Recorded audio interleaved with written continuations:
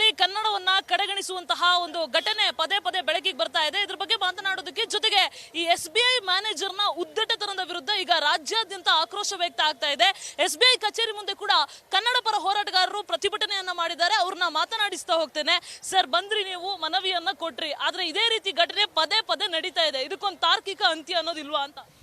ಈಗ ನಾಮಫಲಕ ಹೋರಾಟದಲ್ಲಿ ಇಡೀ ರಾಜ್ಯ ಜನ ನೋಡಿದ್ದಾರೆ. ಹೋಗಿ ಮಸಿ ಬಳಿತಿದ್ದು ಮನವಿಯನ್ನ ಮಾಡ್ತಿದ್ದು ಮಾಡಲಿಲ್ಲ. ಆದರೆ ಡಿಸೆಂಬರ್ 27 ನಾರಾಯಣಗೌಡರು ಒಂದು ತೀರ್ಮಾನ ತಗೊಂಡು ಇಡೀ ಬೆಂಗಳೂರು ಬೋರ್ಡ್ಗಳನ್ನು, ಇಂಗ್ಲೀಷ್ ಬೋರ್ಡ್ಗಳನ್ನು, ನಾಮಫಲಕಗಳನ್ನು ಧ್ವಂಸ ಮಾಡೋದು.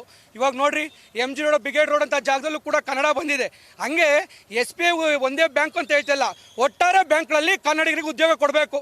ಇಲ್ಲಿ ಯಾರು ಕನ್ನಡ ಬರಲ್ಲ ಅಂತ ಹೇಳಿ ಹಿಂದಿಯವ್ರು ಕೆಲಸ ಮಾಡ್ತಾರೆ, ಅವ್ರನ್ನ ರಾಜ್ಯಕ್ಕೆ ಕಳಿಸ್ಬೇಕು ಅಂತ ಕೆಲಸವನ್ನು ಮಾಡಬೇಕು. ಇಲ್ಲ, ನಾವು ಇದೇ ಉದ್ದಟತನ, ಇದೇ ದಬ್ಬಾಳಿಕೆಯನ್ನು ತೋರಿಸ್ತೀವಿ ಅನ್ನೋದಾದರೆ ಇವತ್ತು ಪೊಲೀಸ್ನವ್ರನ್ನ ಮುಂದಿಟ್ಕೊಂಡು ನಮ್ಮ ಹೋರಾಟವನ್ನು ಅಂತ್ಯ ಆಡಿರ್ಬೋದು.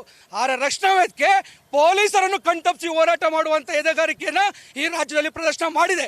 ಮುಂದಿನ ಹೋರಾಟ ಪೊಲೀಸರನ್ನ ಕಣ್ತಪ್ಪಿಸಿ ಬ್ಯಾಂಕ್ ಒಳಗಡೆ ನುಗ್ತೀವಿ.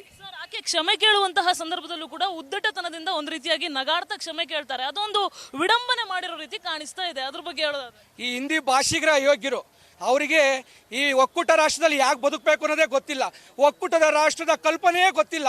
ಅಂಥ ಮೂರ್ಖರ ಹತ್ರ ನಾವೇನು ಬಡ್ಕೊಂಡ್ರು ಅಷ್ಟೇ. ಎಚ್ಚರಿಕೆ, ಇದು ಮುಂದೆ ನಮ್ಮ ಹೋರಾಟ ಕ್ರಾಂತಿ ಸ್ವರೂಪದಲ್ಲಿ ಇರುತ್ತೆ. ಸರ್, ಕೊನೆ ಪ್ರಶ್ನೆ, ಮಹಾರಾಷ್ಟ್ರ ಮಾದರಿಯಲ್ಲಿ ಅನುಸರಿಸ್ತೀನಿ ಅಂತ ಹೇಳಿದ್ರಿ, ಅದ್ರ ಬಗ್ಗೆ ಹೇಳೋದಾದ್ರೆ? ಇವತ್ತು ಮಹಾರಾಷ್ಟ್ರದಲ್ಲಿ ಯಾವುದೇ ಒಂದು ಸಣ್ಣ ಘಟನೆ ನಡೆದ್ರೆ ಅಲ್ಲಿ ಶಿವಸೇನೆ ನೇರವಾಗಿ ತೊಡೆ ತಟ್ಟಿ ನಿಂತು ಆತನಿಗೆ ಏನು ಬೇಕಾದರೂ ಮಾಡಿ ಹೋರಾಟವನ್ನು ಗೆಲ್ತಾರೆ.